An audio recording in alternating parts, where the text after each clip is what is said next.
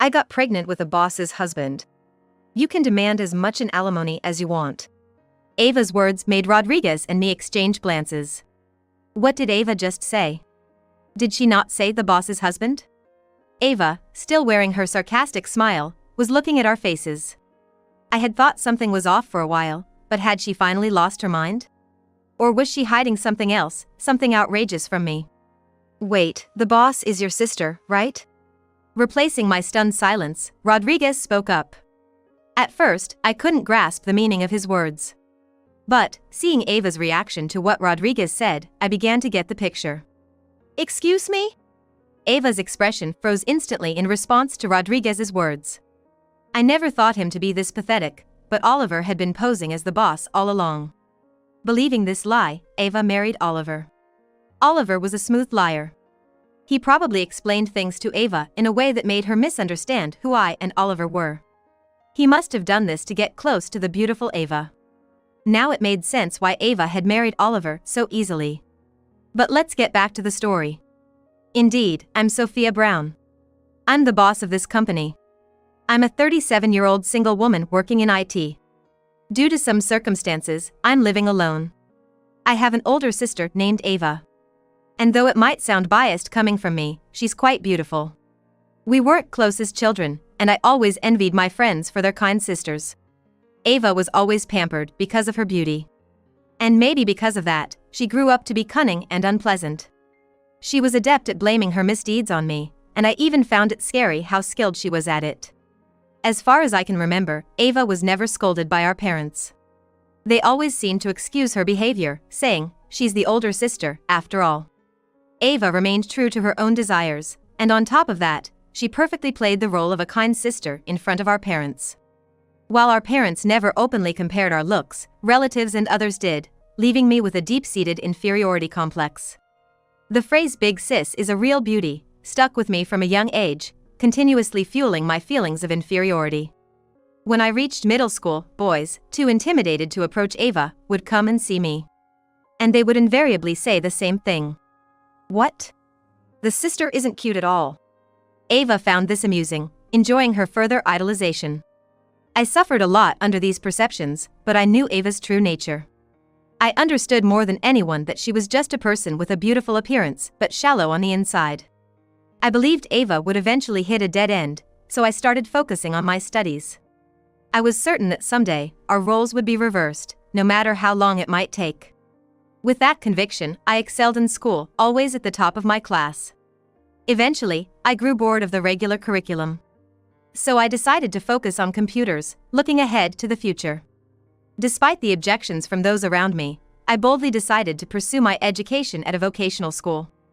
I felt confident in my knowledge of general subjects to a certain extent. Therefore, I desired a focused educational path. I easily got admitted to the vocational school. Perhaps because it was a school for studying computers, I made a lot of like-minded friends there. They were the so-called geeks, and I fit right in with them. At the school, I learned a lot about web design, site construction, and programming. After graduating, I moved through a few companies, but now I'm working with my vocational school classmate, John Smith.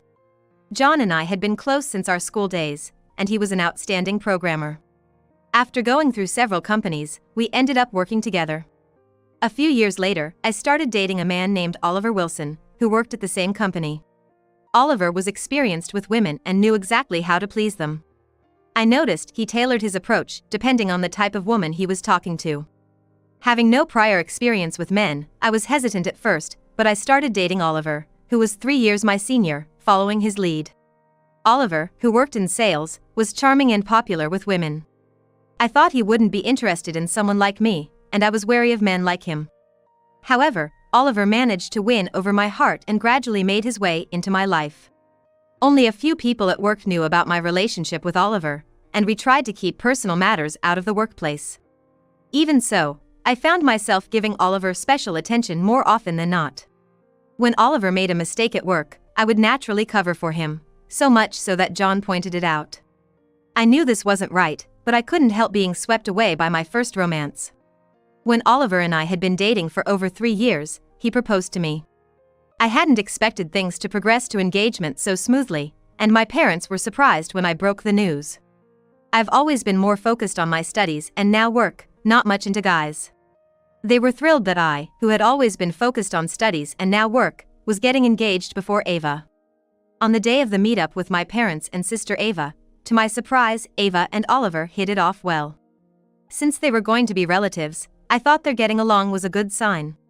However, this was my naivety and my biggest mistake. Despite knowing Ava for years, I let my guard down because everything seemed to be going so well. Soon after, Oliver broke off our engagement. He revealed that he was now engaged to Ava.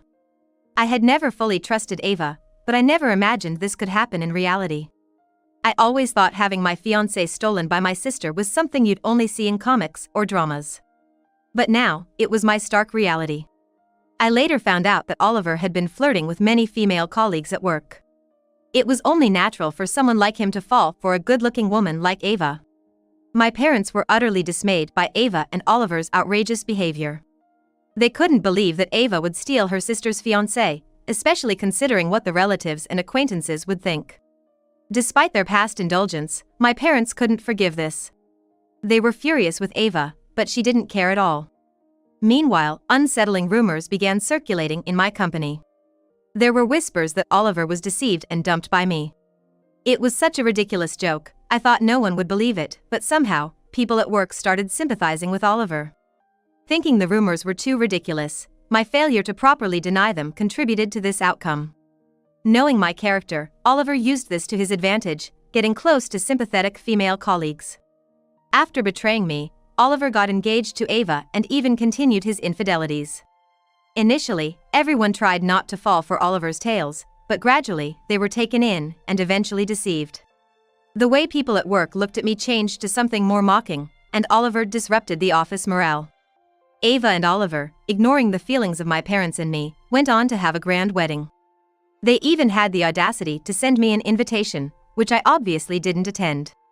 My parents had intended to keep Ava's actions a secret, but invitations were sent to relatives as well. Humiliated by their daughter, my parents shed tears of shame and declared they'd have nothing more to do with her. Some time later, Ava became pregnant. She even made a point of coming to me directly to announce it. "How does it feel? Your ex-boyfriend and your sister's child are right here. What are you feeling? Tell me," Ava said, smirking as she tenderly rubbed her belly, staring at me. She seemed to find pleasure in thoroughly hurting and breaking me. Ava's eyes gleamed with genuine enjoyment of the current situation. Realizing that my own flesh and blood was filled with such madness terrified me more than anything. Fear, rather than anger, spread through my heart. I was speechless, standing there in front of Ava, unable to say or do anything. Either bored or satisfied, Ava eventually left without another word. I knew Ava and Oliver would continue to torment me. Since breaking up with Oliver, I had become increasingly isolated, unable to confide in anyone and sinking further into darkness. I was adamant about not letting personal issues affect my work, but gradually, my body stopped cooperating. No, my body was fine, but my mind refused to function. "I don't want to think about anything anymore." I felt an inner scream and found myself unable to go to work for a while. A few days later, I finally checked the backlog of calls on my smartphone. Most were from my parents and John. I had sent emails to report my absence, but only sent one-way messages, never fully explaining to John. Thinking about the disruption my absence might be causing at work. That made me feel even worse. Along with the missed calls, there were several messages from John. "What happened?" "I'll listen," he said. The messages sent by John contained nothing about work at all. They were all out of concern for me. I thought I had no one to turn to, no one on my side. But here was someone who cared about me. This realization made tears flow naturally. I couldn't continue like this. Shaking off the fog in my mind, I decided to contact John. Staying like this would only play into Ava and Oliver's hands. Glancing around the room, I saw it littered with instant noodle cups and pastry wrappers. "This is terrible. I need to clean up first," I muttered to myself, starting to tidy the room. "What happened?" John asked with concern the moment he saw me. After cleaning up, I called John. "I need to meet and talk," I asked for help. It was already past 10 p.m., but John graciously accepted my request to meet. At John's first words, I instinctively smoothed my hair. Had I looked that disheveled in my rush? Even in such a moment, I found myself worrying unnecessarily. John suggested, "Let's go inside," and led me into the cafe where we had agreed to meet. The place was almost empty, perfect for a calm conversation. We ordered coffee and began talking right away. I poured out everything about the past few days, how Oliver's spread rumors had made me feel out of place at work. Once I started, words just kept flowing. John listened intently, without interrupting me. After I finished sipping my coffee, John said, "Firstly, about the office situation, you don't have to worry. All of Oliver's lies have been exposed. His repeated infidelities at work too, without a single exception," he said, smiling confidently. I couldn't believe Oliver would admit to lying, and wondered what had happened. "Also, rest assured, I haven't spoken about your private matters," John added, seeing my puzzled expression. "No, what happened?" He nodded understandingly, seeing my confusion. "Why do you think the women employees Oliver dumped didn't say anything?" he asked me in a serious tone. As I looked puzzled, John continued. "He threatened them, saying they knew he was married and would be sued if they talked. Basically, he had warned that if they spoke about their relationship, his wife would take legal action. It was no surprise that young women would be scared by such threats. Oliver had been exploiting them to carry on his affairs. It's unforgivable." I clenched my fist on the table, anger building inside. But Oliver overplayed his hand. The women employees Oliver had deceived didn't speak up on their own. But they were quick to notice others who had also been involved with him. Was it a woman's intuition? They sensed something in the air between themselves and Oliver. United, these women were strong. A few of them eventually came to John and exposed Oliver's deeds. "We've been deceived and threatened by this Oliver," they declared in front of everyone at a company-wide meeting one morning. Their statement sent a ripple of shock through all the employees. "I'm being framed. They're just upset because I broke up with them. Please believe me, I've done nothing wrong." Oliver tried to maintain his lies even when confronted, unashamed. But who would believe Oliver, seeing the tearful appeals of these women? Mocking jeers began to rise from the crowd as Oliver made his pathetic excuses. "He hid the fact that he was married and got involved with me. The worst kind of cheater." The victims grew more heated as Oliver refused to admit his wrongs. John didn't try to stop them, instead watching as Oliver was harshly criticized. "Hiring someone like you was the biggest stain on my life. You can't even do your job properly, and on top of that, you've been causing all this trouble in the office. I've reported your misdeeds to the police, so you better be prepared." Normally mild-mannered John exploded in quiet anger. It's no wonder not just Oliver, but all the employees were shaken by John's wrath. "And you're fired. You bragged about being good at sales, but compared to other employees, you were consistently at the bottom. I'm telling you this for your future reference," John added, before announcing the end of the morning meeting. The employees dispersed like a scattering of spiders, leaving Oliver alone. Oliver's pride was shredded in front of the entire staff. "So, I fired Oliver in front of everyone yesterday. I might have acted without consulting you," John said, waiting for my reaction, though he seemed to already know what I'd say. Oliver had been exposed for having relationships with several female employees and blackmailing them. The victims must have been embarrassed to come forward, but they planned this to humiliate Oliver. "It was quite a scene," John continued with a wry smile.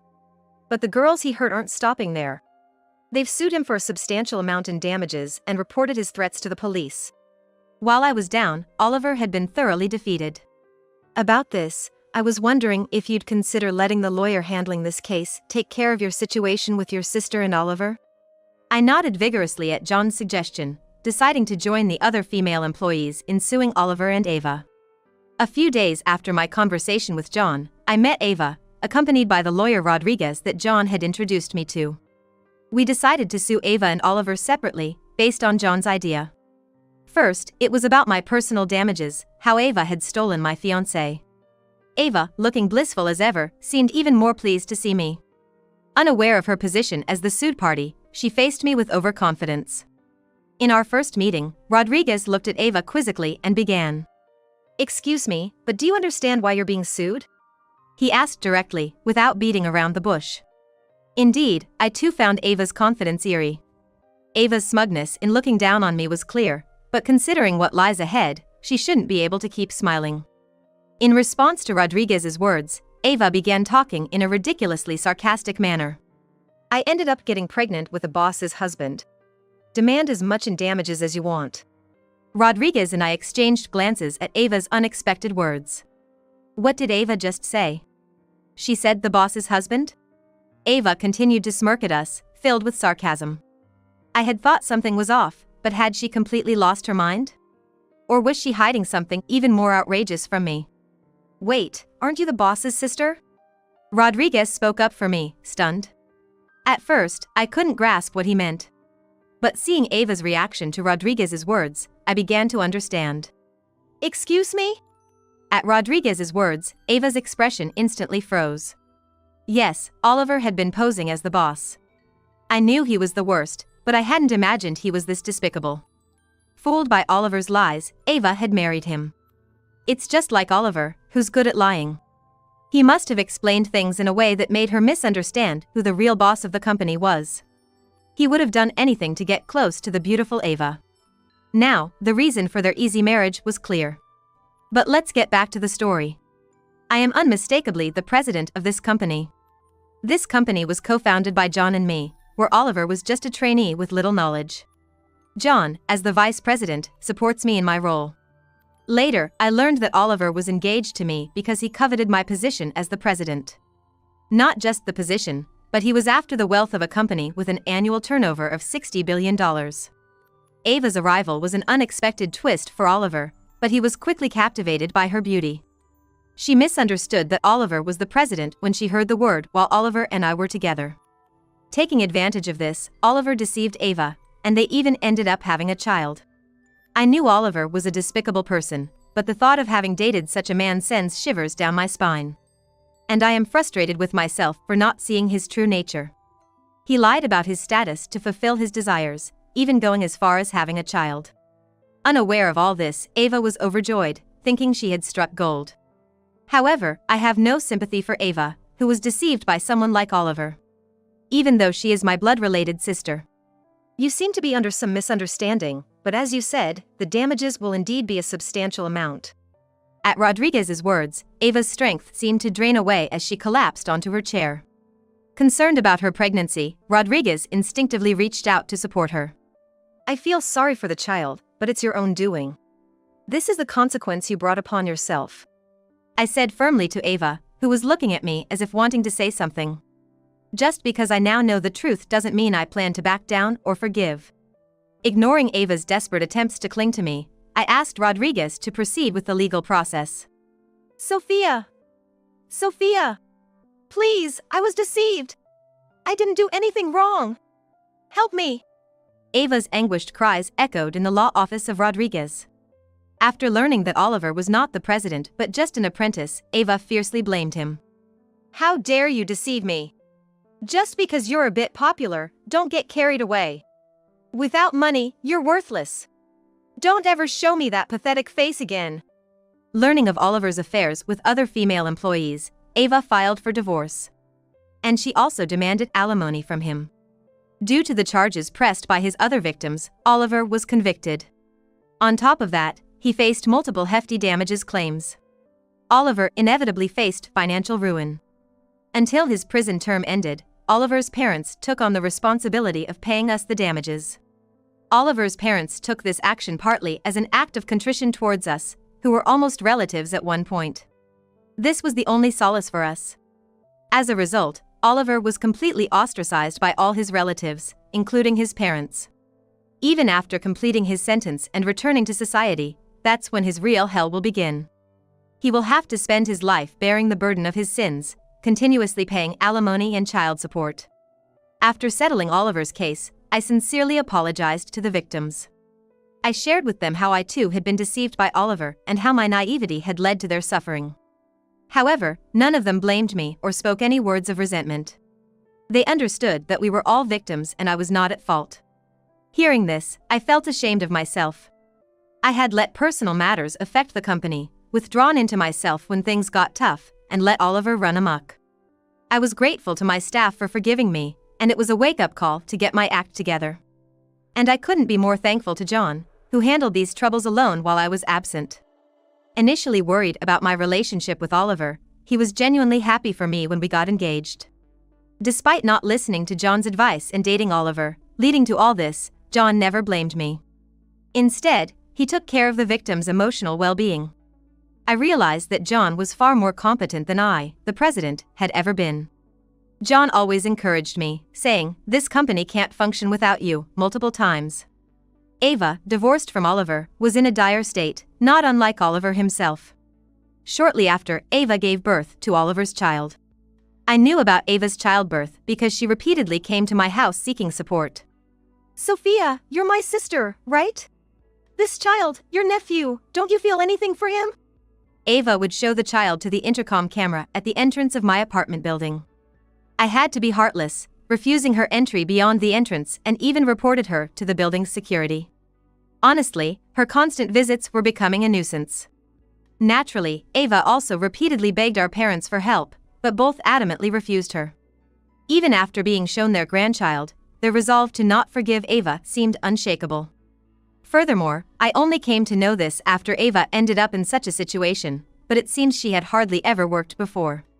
Suddenly thrown into society nearly penniless, Ava couldn't expect the same assistance now that she had a child. Suddenly, she found herself in a near-penniless state, thrust into society. It was impossible for Ava, now a mother, to receive the same kind of support she used to. Cruelly enough, all the men who had been assisting her left her side without exception. Now a single mother, Ava had to work for the first time to pay for living expenses and the alimony owed to me. It pained me to think of the child, but Ava had no choice but to work from now on. Considering her past of looking down on others, the harshness she's about to face is unimaginable. Watching my estranged sister being escorted out by security on the intercom camera, I turned it off. After things settled down, I decided to thank John by inviting him to dinner. As far as I knew, John wasn't seeing anyone. But I couldn't help feeling awkward inviting him right after such a commotion. John, however, accepted my invitation without hesitation. We had spoken often at the office since then, but never about ordinary things.